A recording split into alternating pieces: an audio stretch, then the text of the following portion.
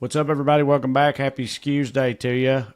This particular one is October 7th, which just occurred to me. But, it just happens to be that day. It's October 7th, 2025, as you guys are watching this. We're recording this, though, from 10/6, Monday, October 6th at 1:30 p.m. On the left coast, it is Weekly Skews. I'm Trey. That's Mark. What's up, Mark? That man, I'm a little flustered. I just had a semi-accosting while I was walking my dog. Mm-hmm. Heading around a corner, this guy zooms around a corner, dude with a ponytail on a skateboard, being pulled by a large dog. Ah, man, my arch nemesis right there. My dogs don't like skateboarders. I don't know if you're aware of that, but so they don't like something about the noise or something. So she barks at the skateboarder, and the guy goes, "Control your dog," as if she. And I was like, "Wait, what?" I have earbuds in, and he's like gone to flash on his Austin rickshaw setup. Yeah. And I was like, what the fuck is rickshaw? I don't know what to call it, but it's like you're being pulled by you got a sled dog, a fucking skateboard, the ponytail is just like chef's kiss, man. I don't know it sets it off, yeah, for sure. That or a man bun would have also been acceptable, but yeah, ponytails. Yeah, it's the classic. And he really needed a Fu Manchu to complete the whole thing, but he had most of it there. Did you get anything by the time you processed it? He had zoomed on by along his merry way, so there was no more to it. You didn't yell after him or nothing. No, I mean, I was like, I don't know, man. You have these interactions where it's like I don't know what to make of it. I don't know what's going through his head. Maybe he's having a bad day. I'm choosing not to have a bad day, so he can go on about whatever he's doing. You know what I'm saying? So I don't know. It's just very weird. The inverse of that I used to tell on stage for a little while there, which is a true story, was I bumped into a guy. I was taking my trash bins out in my old house, and my Jeep was blocked. I was walking down the driveway beside my Jeep, and it was blocking the other end of the sidewalk. So when I got to the end of it, I bumped into a dude who was walking. We didn't have a skateboard. He was walking a big dog. It was like a Great Dane, literally. Massive dog. And I didn't know they were there. They didn't know I were there. I was there. I guess everybody had earbuds in or whatever. Well, I bump into him inside my Jeep, and that dog just starts losing its shit. Barking very aggressive, just freaks out immediately. And the dude, while holding him back or whatever, as I cower in fear, the guy starts yelling at me, whoa, you startled him, and I was like, oh, did I? My bad. Did I upset the baby? That's my fault. Excuse me. Sorry for, not getting your permission before walking down my own fucking driveway. But yeah, it was just immediately my fault that I almost got mauled to death by Scooby Don't. But anyway. Yeah, you'll have those situations. One time, my neighbor's dog got it didn't get hurt real bad or anything, but they were waiting in the elevator and the doors open and the dog leaped out and bit her dog, and by a much bigger, bitch. by a much bigger dog, and the person with the bigger dog was like, "Hey, what are you doing?" Right. All that happened, I'm not saying it's anybody's fault whatsoever, but all that happened was elevator doors open and dogs were surprised to see another dog. Right. It was so now I guess when you wait for the elevator, wait another step back or something. But I don't know. Before we get to the show, I want to talk about the government shutdown and some further ICE hijinks if we get there. But Indianapolis over the weekend. Nothing of note happened in Indianapolis this weekend that I'm aware of. I'm not aware of anything sports related in particular having happened in Indianapolis this weekend. Yeah. What Trey's trying to avoid is the Raiders got their fucking shit kicked in by the Colts. Destroyed by the Colts, who I hate already, the Colts. But anyway, yeah, they got wrecked by them. But one of the commentators for that game was supposed to be former USC and New York Jets quarterback Mark Sanchez. So he went to Indianapolis to call that game a little bit, late last week. And then...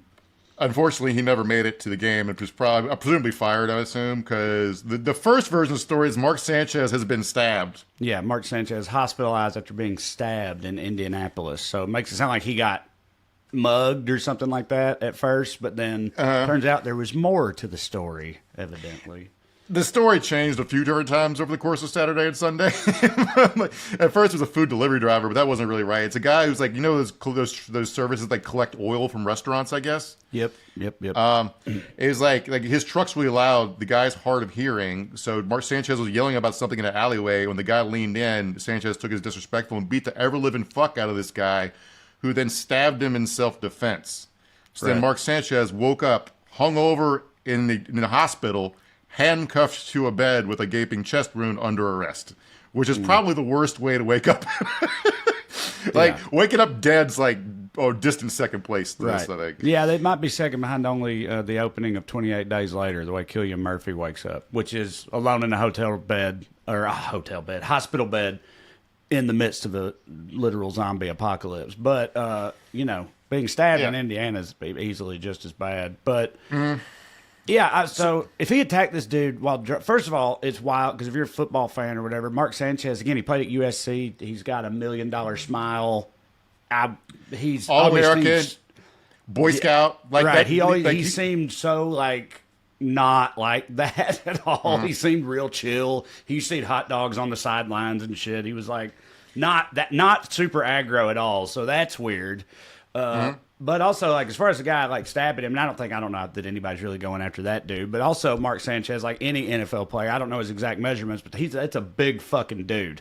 So if you're a truck driver, in Indianapolis, and all of a sudden you've got a elite level muscle bound athlete just teeing off on your ass, you gotta do whatever you got to do to survive that situation. So, but as far as the politics around it go, it was pretty interesting because when Mark Sanchez was the victim for the first 12, 24 hours or whatever of this, being an All-American football guy, who's the kind of guy you'd want your daughter to date, was his whole brand or whatever. Right. Whose most famous football moment was, of course, running into his own center's ass and fumbling the ball because he's a Jet. Mm-hmm. But that's a Jet. It's more of a Jets thing, really, than a Mark Sanchez specific thing. So he couldn't help it. When he was the victim, he was basically white-coated, even though his name's Sanchez. Yeah, right. And then when he became the perpetrator, he went back to being Mexican so fucking quick, your head fucking spun. So here's how the governor reacted to this, of course, because it happened in the city of Indianapolis. Now, this whole stupid political moment we're in where cities are all evil hellscapes. Right. And no crime at all happens. Yeah. So Indiana's a red state, but Indianapolis, I'm assuming, is a blue city ran by Democrats or something or whatever. That's the narrative. So it's crime ridden. And, dangerous. I was just there, by the way. I would say it's one of the nicest, downtown areas that I've been to of any major city in this country. In terms of, it ain't like fucking taxi driver shit at all. It's the exact opposite. It's all malls and Dick's Last Resort and stuff, which is, not great, but it's in good shape, though. There's a reason shows like The Wire are set in Baltimore or in Camden, New Jersey, and not Indianapolis. I know what you're saying. So, the governor, his name is Mike Braun. He tweeted, I've been clear. City leaders must do their jobs and hold criminals accountable. When Indianapolis headlines national news for a lack of public safety, it hurts our city and our state. Hoosiers deserve better. Praying for a full recovery for Mark Sanchez. He deleted that. The lieutenant governor, a guy named Micah Beckwith, unacceptable. This is happening in our capital city, right here in Indiana. Is sliding into lawlessness because local leaders refuse to prosecute criminals and protect citizens. Yada yada. They're acting like Antifa runs the district attorney's office in fucking Indianapolis. Right. Micah Beckwith deleted his tweet, of course, when he looked stupid. The mayor of Indianapolis is a guy named Joe Hogsett, who is a Democrat. That's his party affiliation. He's also a former tough on crime prosecutor who's got his master's degree from a fucking seminary. Mm-hmm. So I don't know how we get politicians to come back to reality because they all keep watching too much Fox News. But this is absolutely fucking insane. And a quick recovery wish to the guy that Mark Sanchez beat the shit up and stabbed him. And also best of luck to Mark Sanchez getting his fucking life together because he apparently has problems we didn't know about. Yeah, no shit.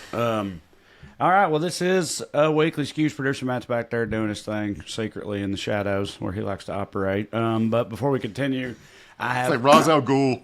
Yeah, I have my weekly announcements to make for y'all. First, if you'd like to see me do stand-up comedy live and in person, go to TreyCrowder.com and check out my upcoming tour dates. I just had nine dates in the past 11 days or something across the states of Ohio and Virginia. So thanks to everybody who came out for those. Those were very, very good little runs. And then next up we got Milwaukee, Madison, Dallas, Largo, and Los Angeles. That was recently added, by the way. So if you're out here in LA, please come to that. There's going to be super awesome guest comics on that show as well. Oklahoma City, me, Corey, and Drew together once again in Nashville at the end of the year, right before Christmas at Zany's, like we are every year, and then on from there in 2026. Plenty of other dates already up there. all at TreyCrowder.com, and we're adding more every day. You can also find a link to my most recent special, Trash Daddy, which you should watch. Another thing you should check out if you would like a little palate cleanser is producer Matt's audio exclusive project called Good Skews. Good people doing good things. Try to lighten the mood a little bit over there on the audio part. So the podcast feed for this show is where Matt posts that and where you can find it. And finally, if you enjoy this program and want to show your support and get a little more of it in your life, you can do so by signing up on Patreon. Go to weeklyskews.com/more. Or go on Patreon and search for my name. Either way works. $5 a month gets you access to 2 full-length bonus episodes. Just same format as this show, except every now and then over there we do Q&As as well. Skew&As we call them. So it's fun. If you want more, of this outfit, then that's how you get it. And we would appreciate you considering it. So with that said, let's go ahead and jump right into it, Matt. What do you say? Daily Dumbass. Hit me with that graphic, buddy.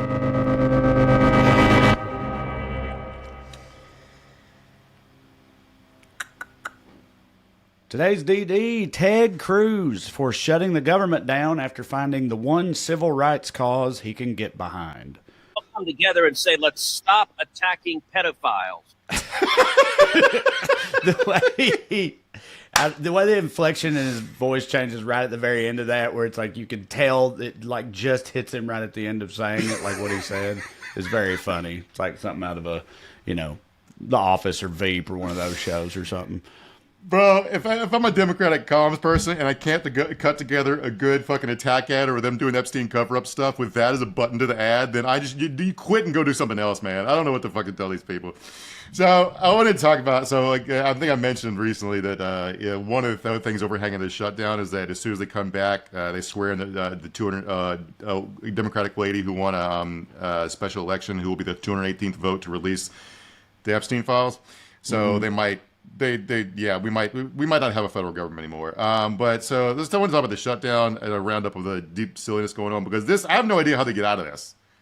Okay. Because they shut down over nonsense, and all the demands are nonsense, which we'll get to. Yeah, I knew that. I mean, I was aware. So, like I said, I was just in Virginia, I was in Richmond, and then Alexandria. And Alexandria is, basically a suburb of D.C. So, like, there was a ton of both military and just federal government people at my shows all weekend who are currently, they were, furloughed right now. So they were talking about, so I mean, I used to work at the DOE, so I've had friends texting me too. So I know that like it has happened and they're in the midst of it, but I haven't really, you're about to educate me, which I know is unusual for me. I'm normally very on top of it, but I don't even really know what this go around was over. I know that it feels like it happens every time the goddamn budget comes up, but I don't know the specifics of this one.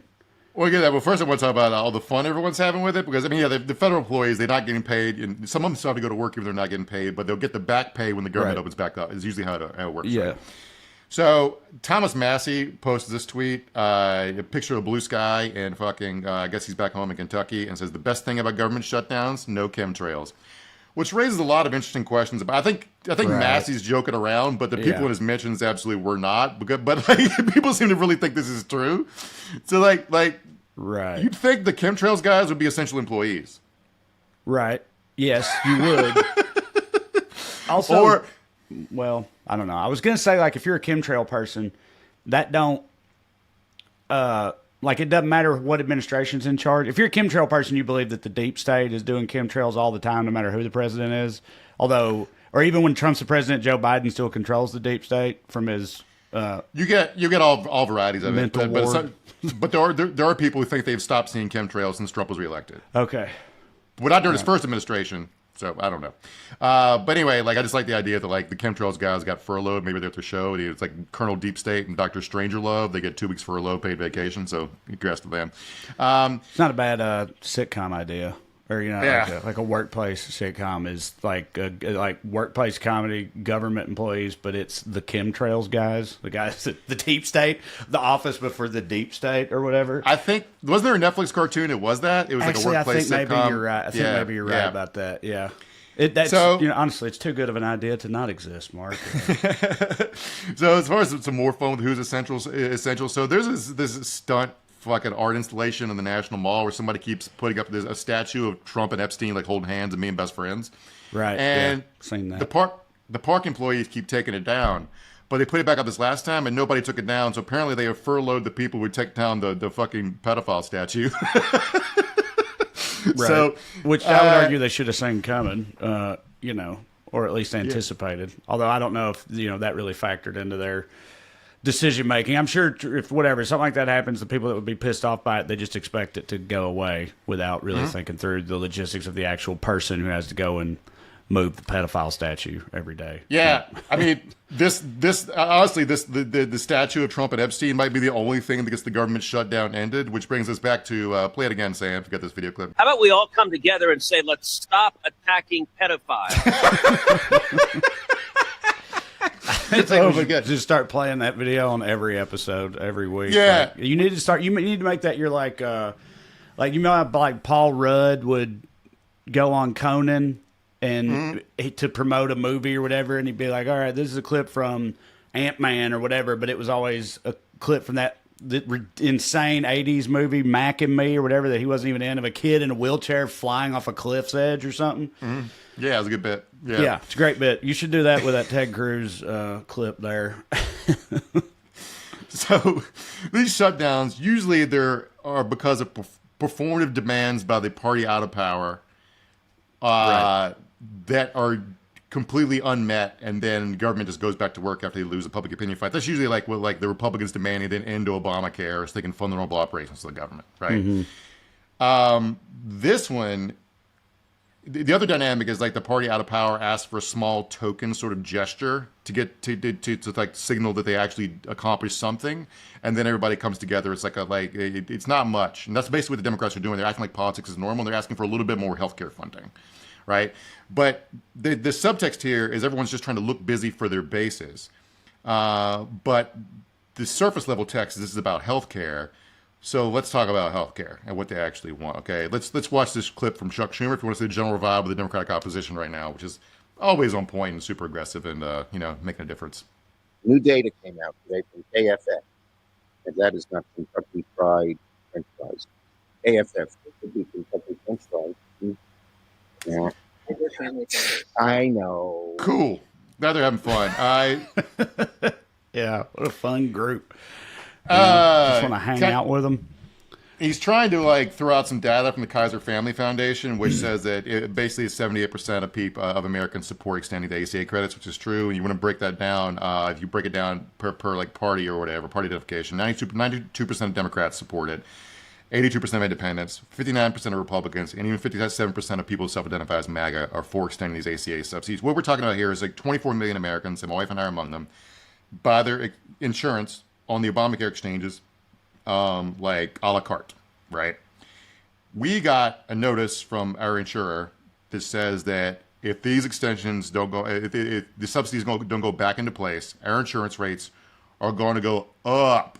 They didn't even bother putting a number to it. Just up with 5 U's and 7 P's, all right?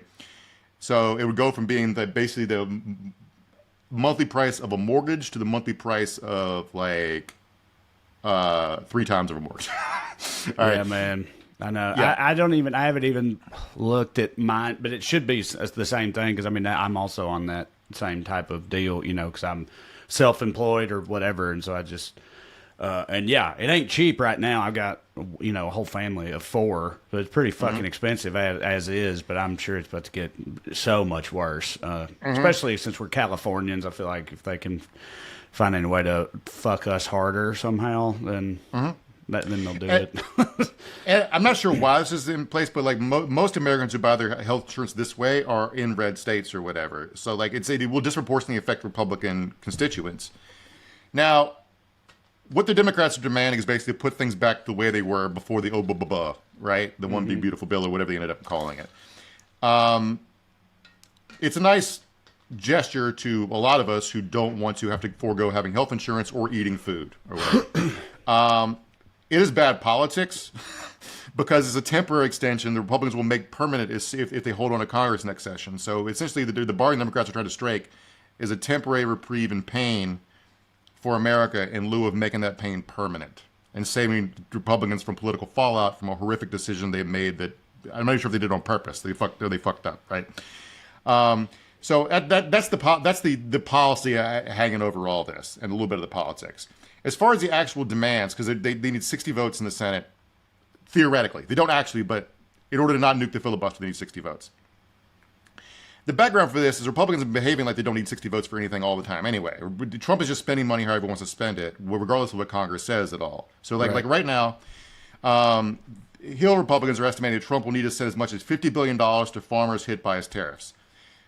They're basically moving money around to make this happen with no authorization from Congress. Like to Treasury's trying to figure out a way to use tariff revenue for it, to bypass Congress completely to do all this.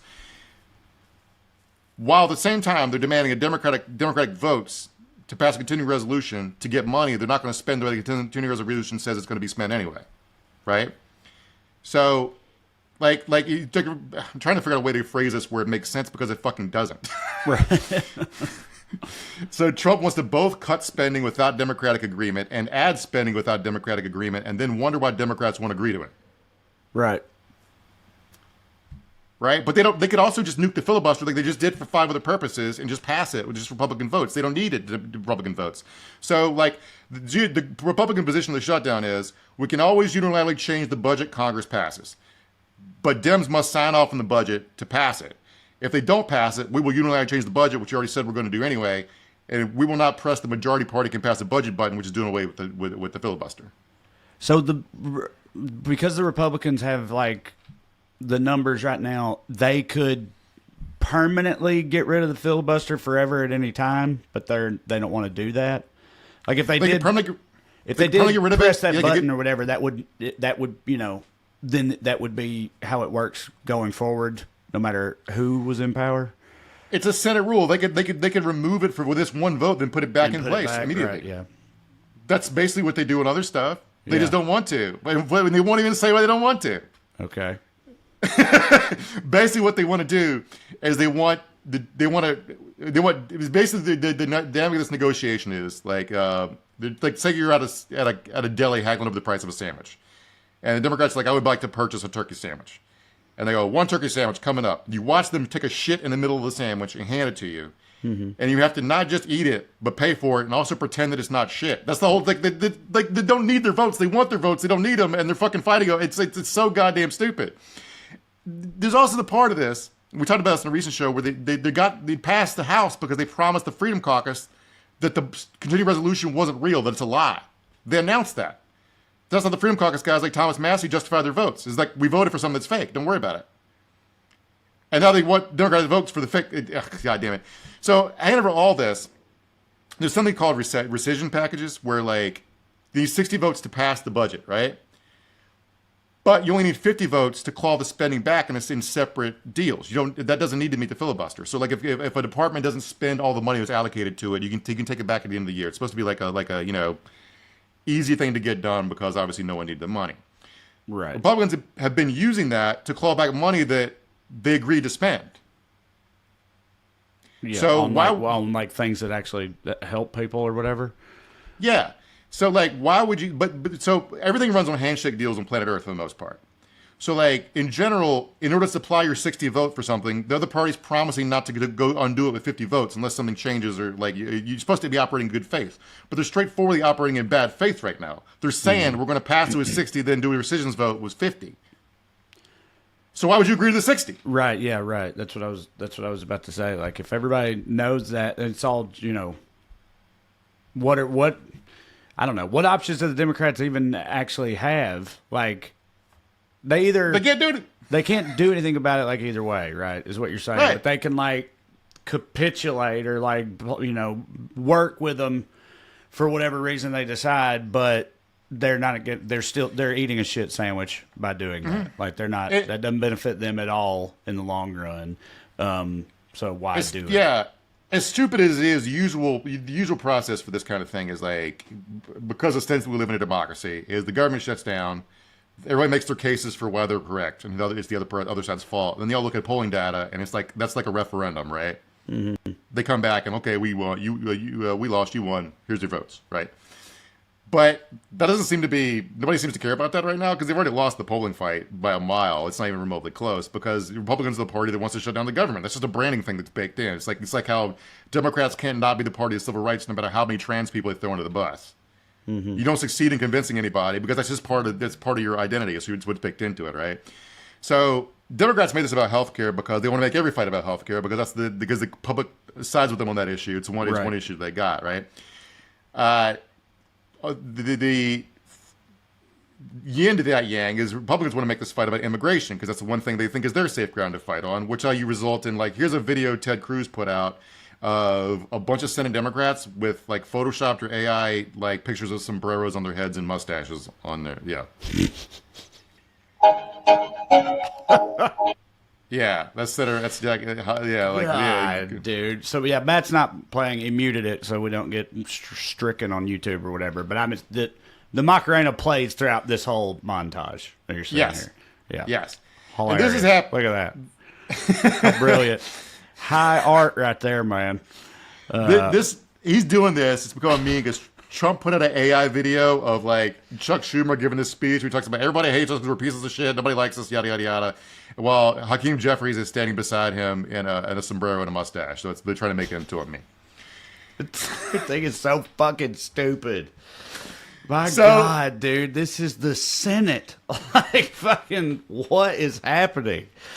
It looks like something like one fraternity would put out about a rival fraternity during Greek week or something to, like, roast them or some shit like that over having a Cinco de Mayo party or whatever the fuck. It's incredibly juvenile and stupid, and I say that as somebody who writes dick jokes for a fucking career. Okay, Yeah. like I chose to do this, you chose to do that. You're supposed to be a serious person, Right? Yeah. So if you. Now, Hakeem Jeffries, who's important to point out here, is black and not Mexican or Hispanic in any way, shape, or form, put a statement calling the video racist. Now, it's a lot of things. I'm not sure putting a black guy on a sombrero is racist, but that's not up to me to decide. But it is insanely stupid. I just don't think try to fight make every fight about racism is particularly the way to go here, because being this silly about it, federal employees aren't getting paid. People aren't getting services they pay taxes for. A bunch of people's health insurance is about to be lost or become way more expensive. This is all deadly serious shit. Not to mention the real reason this fight is happening is because the country's being torn apart by a fucking fascist goon squad who's kidnapping people off the fucking street. Right. So no one's really going to give a fuck, I don't think, about the racially insensitive part of them putting y'all in sombreros with a mustache or whatever. Like you said, it's more about the, like, this is what they're doing while the country falls apart is what you should be offended by, not, The video of people putting white people in sombreros is not like Ruben Gallego wasn't there. He could probably call it racist, right? But it's not even the top 10 most racist things happening to actual Mexican people right now. No, not even close. So yeah, they want to make this about illegal immigration all the time. The way they're doing this is because the Republican argument is that there are two kind of healthcare benefits that end up going to immigrants who have legal status or are undocumented. The first is emergency room care that's given to patients regardless of the law requires, a law passed by Ronald fucking Reagan, requires emergency rooms to stabilize people and treat them before turning them away or checking their insurance or anything else. Of course. Yeah, I know. This is what always, anytime it comes up, so many of their arguments about healthcare come down to, like, eventually you, if you support healthcare, being like, okay, so we just allow people to die, uninsured people or poor people or homeless people show up to a hospital, like they should just be left to bleed out in front of everybody there or die or whatever. I find usually in real life when you're talking to, they'll be like, no, of course not. Nobody's saying that. And it's like, well, I don't get how else you think it's going to work. Cause like that kind of is what you're saying, like that's just where it has to go. Especially because you don't just want to allow hospitals to turn people away. You want them turned away. Yeah, right. Right. Yeah, I was about to say that's how it always was for me years ago when the argument was just about health care. Like I'm talking about during the Obamacare era or whatever. But like, it pains me to say, I bet if you framed it specifically as illegal immigrants, I bet a lot of them probably would just, they wouldn't say the words, yeah, let them die. Some of them might, but they would be like, hey, look. But, look, they made their bed. That's them laying in it, like that type of thing. Like, I don't even think that they would pretend to care if that became official policy. But doctors sign make an oath, right, very famously, to try to do doctor shit when somebody needs it. You know, First do no harm, yeah. Yeah, regardless of anything. So, you know, there's a lot of factors at play there. Right, but also I wanted to mention here that like if you like basically if you remove the requirement that they treat people without checking for insurance or any other status, you basically the hospital to save money is going to require their employees do check, which means that anyone who doesn't have their wallet on them when they get hit by a car, like I don't take my wallet while I walk my dog, is not going to get treated because you can't. Like, it's not because they don't know your citizenship. They don't know your insurance. They don't know anything. So, like, the fucking private equity ghouls that own these hospitals are going to require them to let you die, no matter where you're born. Right. I need like that's the regime where they're asking to be to operate on just to fuck illegal immigrants. That's how all that small government, ultra capitalism, fucking everything should be private shit ends up going with the idea of like private fire departments, and they show up and you got to prove that you paid your premium before they'll put your house fire out. Just let it burn to the ground. If you're not like if you missed a payment by a couple of days or whatever, the idea of that is the type of shit that should freak anybody out. You would think, regardless of your what your economic philosophy otherwise is. Some of that shit is just should not ever be profit motivated in any sane society. But so that's the first part. They're talking about healthcare spending going to illegal or undocumented immigrants. The second part is Affordable Care Act benefits, like that I buy, that people with legal status, whether it be a temporary or green card or whatever, can buy. So we're talking about people buying insurance the same way I buy insurance, the same way you buy food and I buy food. Mm-hmm. So they did some part of that coverage is subsidized, so you won't be able to buy that. So like the logic here is immigrants cannot be provided health care nor purchase it. Right. All right. So there's also the part of the logic puzzle in here is like they didn't fully cut this when they passed the one big beautiful bill. They just cut some of it. So by their own logic, their own budget provides health care benefits to illegal immigrants. The framework here is like if you put this in in numbers, the Democrats want to provide health care to illegal immigrants by giving them $8. I want to deny health care to illegal immigrants by only giving them $6. Mm-hmm. What the fuck are we doing? Yeah, right. I know, but is it just about, I don't know, optics and messaging and all that for them? I mean, that way they can frame it to their base as, they want to give it, even more of your hard-earned money to illegal immigrants, and we're trying to stop it. And they just don't. Right. They omit the part about how they are already giving it to them anyway, a smaller amount. They've been making this case like they've already lost this fight. Nobody believes it because it's so incredibly stupid. Because like Americans are often dumb children who are easily fooled by surface level news coverage. But they're also adults have to go out in the world and walk around and buy stuff and talk to people, right? They exist in both planes at the same time. But this is neither. I saw an interview where a news reporter is trying to drill down with Elizabeth Warren about this, and she called it a lie, which is not quite a lie. It's neither true nor a lie. It's a third thing that's just fucking stupid. Because it's sort of true that it does provide healthcare funding for illegal immigrants in the same way that anything that's universal is provided for illegal immigrants. By the same logic, because there's no ID checkpoints on interstate on-ramps, you could say when people get on I-95 in Florida, you could say that Florida is providing free highway access to illegal immigrants. Mm-hmm. Yeah. Well, don't give them any ideas, Mark, either about the on-ramp ID checkpoints or that. By this logic, you can't put in a public park because you say Democrats are trying to provide free grilling locations for illegal immigrants. Mm-hmm. That's true. It's just a fucking stupid way to put it. Right. Yeah. And there's also the thing hanging over this is we are spending a bunch of money providing healthcare to illegal immigrants because of Republican policies, specifically the ones they're beating the shit out of and hospitalizing while they're fucking trying to lock them up. They just spent about $400,000 on this guy named Bayron Marin in Carson, California. They raided a car wash and broke this guy's leg. All right. They won't say how bad, but he's been in the hospital since August 27th under armed guard. They've never obtained a warrant for this guy or even claimed that he's undocumented. He's just in the hospital for 7 weeks now, under guard, even though he's an American citizen because they broke his fucking leg. We're paying for his health care and the armed guards.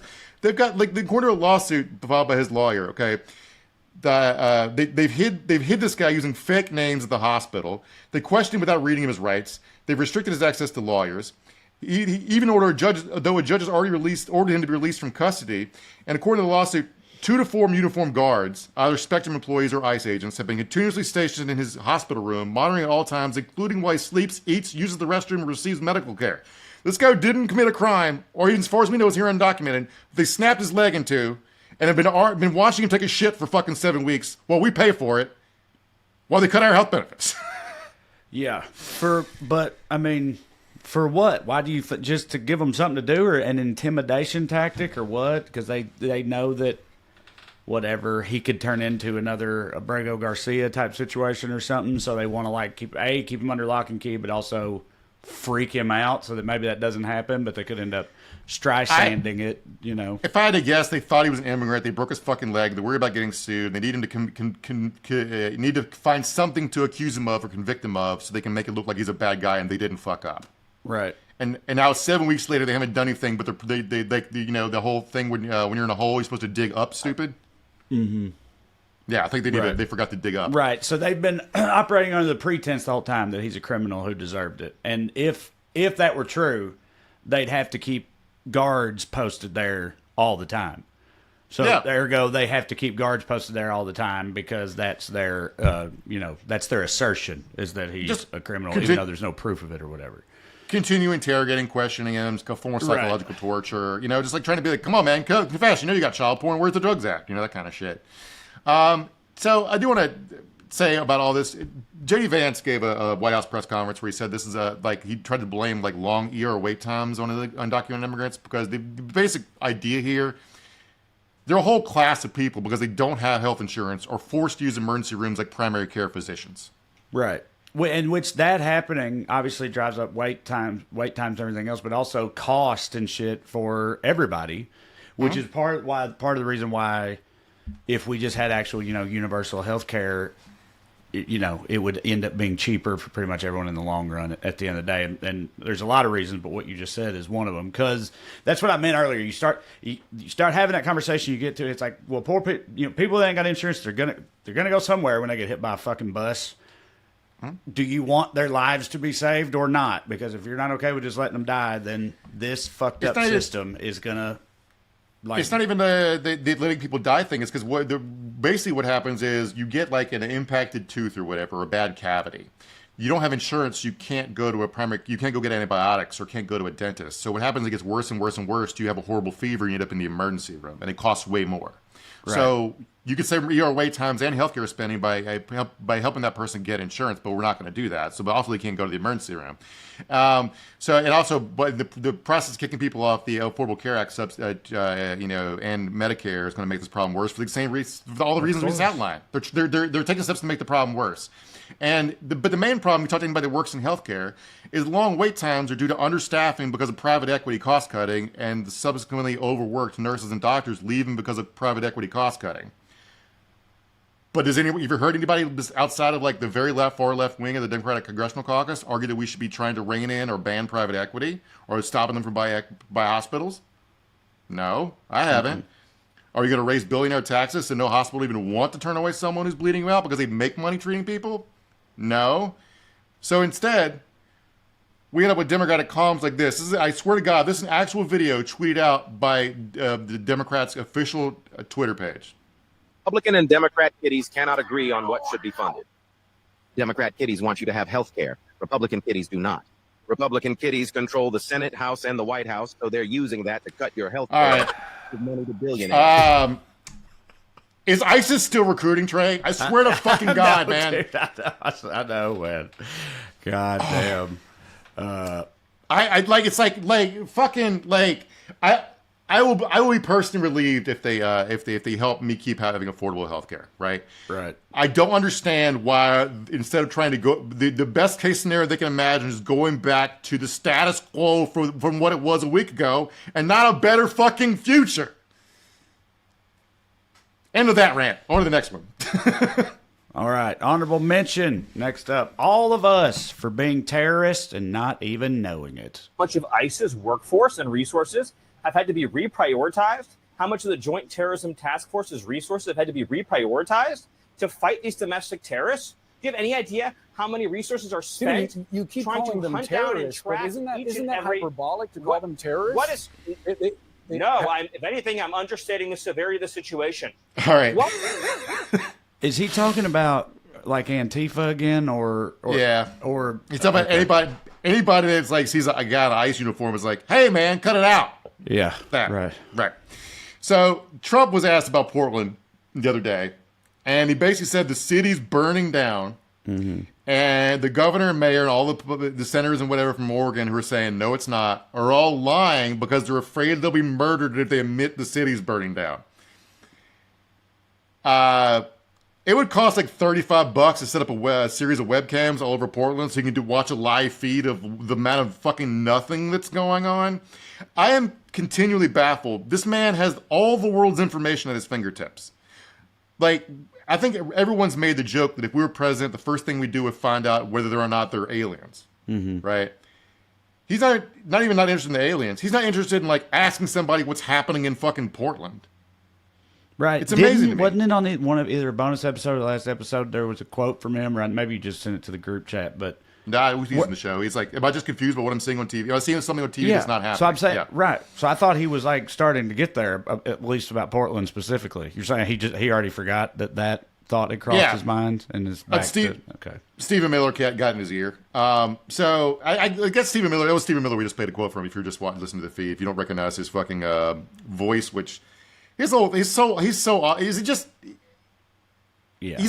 right? He's very off-putting, without a doubt. I was trying to think of how to describe it too, and I don't know. He's just like such a sniveling fucking like smarmy, just little shit. You know, he's got like a whole like sort of worm tongue thing going on, but like also fucking skull and bones tent and some incel shit, and fucking he's just not.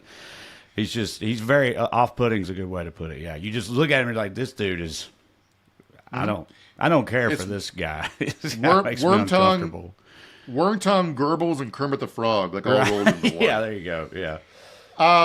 If Trump did have a live feed going into Portland, here's what it would show him. Here's I think last night or night before. All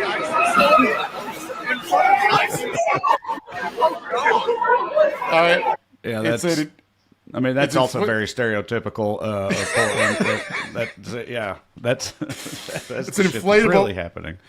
An inflatable frog rubbing his fake frog dick on an inflatable astronaut or something, like dancing together. The guy. I can't remember what that character is actually called, but those guys are from Among Us, which is a very, very popular online multiplayer kids game. Like my son dressed up as one of those for Halloween a couple years ago. It was a cultural phenomenon for a while. But the other one though, American flag balloon man. I'm not just a generic balloon patriot. So this is apparently like there was a leaked text exchange where somebody in the Trump administration was talking about sending the 82nd Airborne into Portland to combat that. Right. I just want to say, like, your mileage may vary on how much you find that stuff amusing or whether if it's in your neighborhood, you're probably annoyed by it. I just want to say, like, to me, living in a free country means you can wag your fake inflatable frog dick at a cop. There you go. That inflatable frog, he was back out there, even though a couple nights before he had been a cop. There's apparently a vent on the butthole where the thing that keeps it inflated blows air in so the guy can breathe. Yes. And the cop pepper sprayed the butthole vent. I mean, quick thinking by the cop, I guess. I've seen videos. I don't know if that cop got the idea from TikTok or what, but I've seen TikTok videos where people take like fart spray or something like that, something rancid, like an old mayonnaise jar or whatever, and put it up to the butthole vent. And then watch this big inflatable character start spazzing out and choking and stuff because it stinks so bad, and that's always funny. But pepper spray, that's a little too fucked up. Look, I honestly like the odd assault. Cop. Yeah, cops should not be brutalizing people, and tear gas and pepper spray are horrific. Like if the cops carried fart spray, I'd be like 15% more cool with this shit. Sure. Right? Yeah. So the thing about this is, the stuff that the government says on the news and stuff the government says in court files is different. Like Trump, there's a bunch of ongoing lawsuits about like a federal judge who was a Trump appointee in his first administration said he cannot nationalize the Oregon National Guard to send to Portland to fight the frog. And so then he nationalized, like he's sending up California National Guard and Texas National Guard to invade Portland, and that's the current ongoing court case right now. But in the court case about Oregon, the first one about Oregon, I do want to know that judge did a follow-up hearing today was exasperated by, like, I told you can't send the National Guard into Portland, and you just went and got a different state's National Guard. Right. Like, this Calvin ball bullshit. Right. It's going to be like, well, technically you didn't say. Yeah, you didn't like, say okay. that. You said the Oregon National Guard. Yeah. You'll notice that this is a totally different National Guard. So yeah, it's worse. It's worse than in me. other states. Yeah. Yeah. So they according to the DOJ's own court filings, claiming that the Portland is a state of revolution and insurrection, they listed 4 episodes of threatening behavior by protesters. Those 4 incidents were a protester setting up a makeshift guillotine near an ICE facility, which is like, okay, like we do gallows and guillotines at protests in this country all the time. Mm-hmm. Another one was someone posting a photograph of an unmarked ICE vehicle online, took a picture of an ICE vehicle and posted it somewhere. The other 2 incidents involving flashlights being shown in the faces of agents driving vehicles. Mm. So those are the 4 incidents of insurrection happening. Is someone built an effigy of a guillotine. It took a vehicle of a car. Which there very famously was at January 6th, by the way. That was a gallows, but yeah. Well, yeah, same difference for Mike Pence, right? Or well, I guess just all of them. It was, But anyway, yeah, like you said, that's the thing. I don't get the car one. They're doxing them by posting their car online or something. Or be on the lookout for this car. Yeah, they just they took down a fucking the Apple Store acquiesced to a government demand. There was an ICE tracking app that people were downloading, and like, I get why the government doesn't want you posting the locations of cops, but also Apple and Google's own map functions let you report speed traps. Mm-hmm. So now people are just getting on their app. They're just reporting ICE locations as speed traps on Google Maps. So nice. So while they're trying to escalate in Portland, the people on the ground there are saying that there definitely has been like an escalation of brutality and the number of ICE agents and stuff without and this article made me laugh because it said without any clear signs of provocation, which is true to me.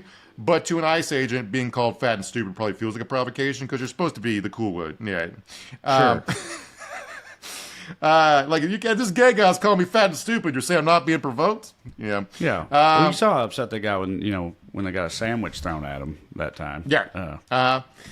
So they're basically saying that like they used to just clear them out the driveway when they needed to take a vehicle in or out. And now they have a larger force firing more tear gas and pepper bullets and pushing them way out in the street, basically pushing them back like a block or 2 out into the neighborhood. Let me quote here: "If they just keep pushing us back and there's nowhere we could go." That's according to a woman who calls herself Rainbow. Last week we had Cloud Evan Grail. This week we have Rainbow, no last name. So yep. Portland, stay Portland. She says she's been there for months and it's definitely gotten worse. So hanging over all this is like because Portland has gone viral once again, and it's like it tends to because right wingers love to pick fights in Portland.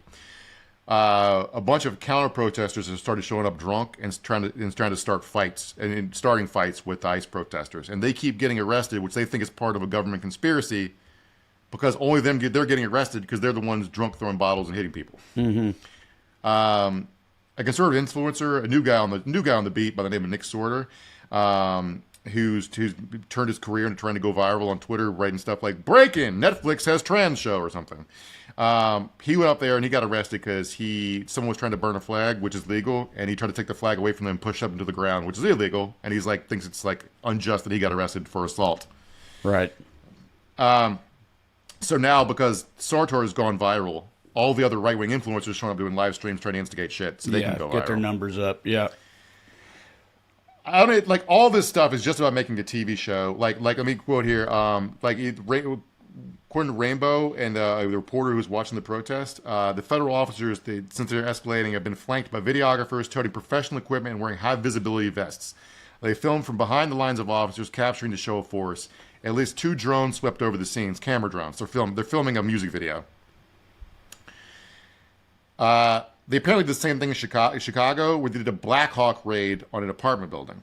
Right. Yeah, I heard about this. Yeah. Sounded pretty crazy. There's a building of mostly black people, and also they were, zip tying everybody, including all the kids and shit, many of whom were U.S. citizens and whatnot, and they rappelled down from helicopters in the middle of the night for what?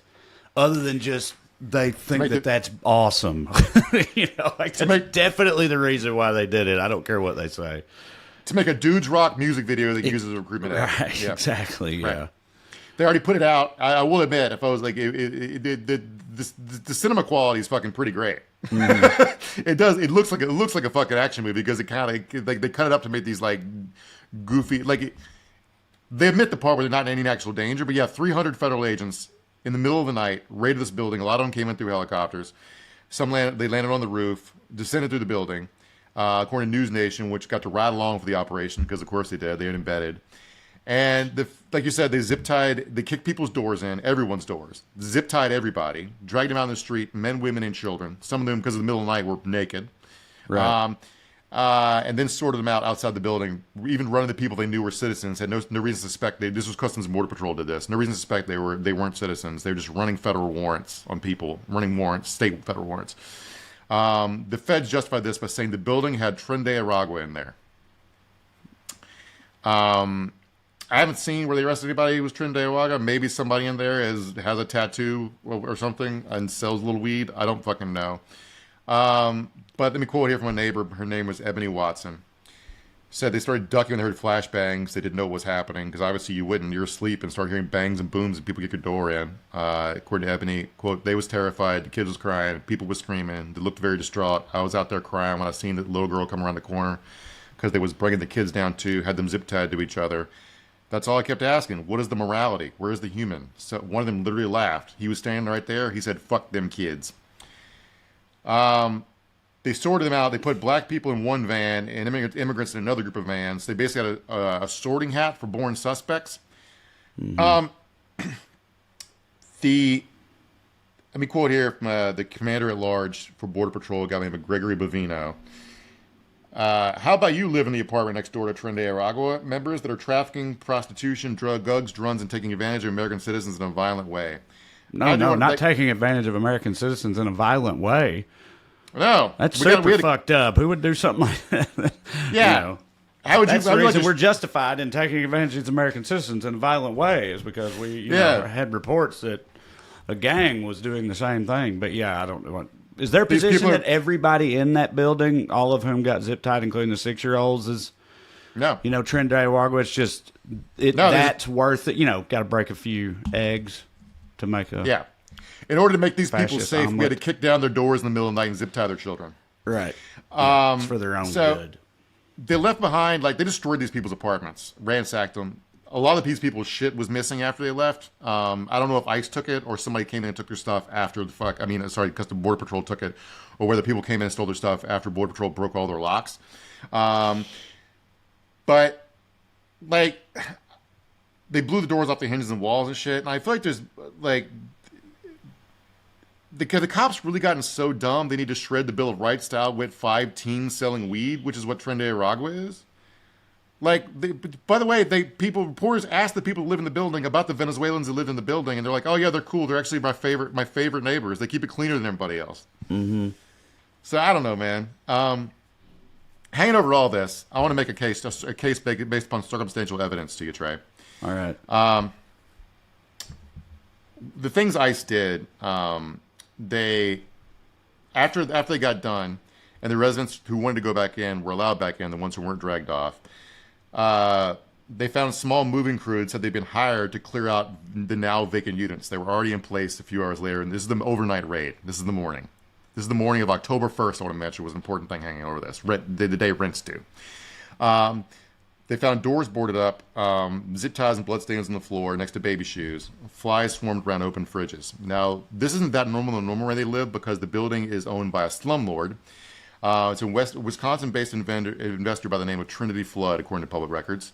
Flood's facing a $27 million foreclosure lawsuit for not making loan payments on the 3 South Shore properties she bought for $18 million in 2020. The city also filed suit in February against her Flood's company for over 15 building code violations at the South Shore Drive property that got raided. The building had failed its past 14 annual inspections for stuff like not having fire extinguishers. Here's a picture of how they left the apartment of a blind Army vet. All right. The next one is the next picture of an apartment that has serious water damage after whatever the fuck they did to the apartment. Mm-hmm. If I told you this series of facts, that an underwater slumlord who had no money to get up to code, she's no longer even trying to rent units. If you call the now renting number, someone tried to call it, it goes to her rental agent who says she got let go by by Flood's company 2 years ago. They forced out some of the tenants. Cops forced out some of the tenants. Some of the tenants don't want to go back because they're afraid of more fucking raids. And a bunch of the tenants say they're trying to move. They don't know where they're going to go. What would you assume happened here? I don't know, some kind of insurance thing or something, or trying to get out from under this building, like trying to get it demolished so you could sell it to somebody else. And I would say that Flood got very, very lucky here that her investment, which is rapidly failing, now she may be able to sell the building once it's empty after the few remaining tenants clear out, after someone called ICE just after everyone had fucking filed their rents for the one last month they're not going to be there. Mm-hmm. I'm just saying, they're just using ICE, all this. Isn't it amazing? We talked about this with Aurora last year. Every time some slumlord is underwater and about to go under, all of a sudden their apartment's infested with Tren de Aragua and the feds need to go in. Right. Yeah, it's like the new, starting a kitchen fire overnight or that type of thing. Yeah. I do want to say, elsewhere in Chicago, fucking ICE and Border Patrol keep making fake 911 calls to, harass the local cops. They've been tear gassing local cops, which, the idea that Chicago... ICE is doing that to the local Chicago police? For why? The idea that that Chicago PD is super woke, if you know anything about their history of covering up the murders of their own citizens and fucking running off the books black site where they were torturing suspects. It's just they also, a thing hanging over all this is the fever swamp that Stephen Miller and Trump were living in. A bunch of federal DHS people are also living in. ICE in Chicago and Border Patrol seem to have been radicalized against the concept of traffic. They seem to think traffic is a conspiracy. There were 2 incidents recently, one where they shot a woman, where they claimed that a group of up to 10 cars tried to box in their vehicles. One of them, they clearly seemed to have been ran by 2 separate cars. They arrested 2 people. They claimed there were 10 vehicles. They arrested 2 people. These are very heavily armed federal agents travel around large groups. So let me just say I don't fucking believe them. Mm-hmm. You should not be hitting people with your car, obviously, right? But so another one I watched the video of, they claimed they were boxed in by 10 cars. It's not even clear from the video that the woman can tell they're ICE. It appears she's just having a road rage because they're stopped in front of her in an open highway, antagonizing her because she's Mexican or Hispanic. Right. And she rams her car. So they also dropped, when they've been sitting in traffic, I watched the video, they just dropped a tear gas bomb out of the car door and gave a 2-year-old an asthma attack because they think the traffic they're stopped in is an organized conspiracy to slow down their work. Which maybe it is. But it's also a big city with fucking traffic. Right. Well, anyway. I'll say it, again, just a version of if you've grown so paranoid that you're convinced that every, minor societal inconvenience is a conspiracy directly against you because people hate you and what you do so much, maybe chill out with what you do and the way you operate and everything else. If you think everyone who sees you wants to fuck you over because they think that you're a fascist, that would make me feel bad about myself. And instead of just being fuck all these idiots. Right. It'd be what if me, the guy with the Austin rickshaw, the ponytail guy on the skateboard being pulled by his dog I talked about at the beginning of the show? Yep. If I thought that guy was attacking me because I work for ICE and he's Antifa, as opposed to just being some guy who's fucking having a shit day. Mm-hmm. So, yeah, I don't know. Yep. Full circle, everybody. How about that? It all comes back to the ponytailed Austin rickshaw man at the end of the day. Thank you guys for watching. Again, real quick, go to TreyCrowder.com. Check out my upcoming tour dates. Come and see me on the road. We're having fun out there in spite of everything going on in the world around us. And while you're there, watch Trash Daddy if you haven't seen it already, or watch it again. That'd be cool, too. Check out Producer Matt's audio exclusive, Good Skews. If you want a palate cleanser, that's on the podcast version of the show. And if you want to support this here, the main show, you can do so on Patreon for $5 a month, weeklyskews.com/more, or go to Patreon and search for my name. 2 full-length bonus episodes every month, including roughly quarterly a 2-part Q&A. But if you keep watching the main show on Skews days, we'll keep showing up and talking out our asses, I reckon. That's what we do here. Why do? Mark talks smart stuff, but you know me. Anyway, love yous. See you next time. Bye. Skew.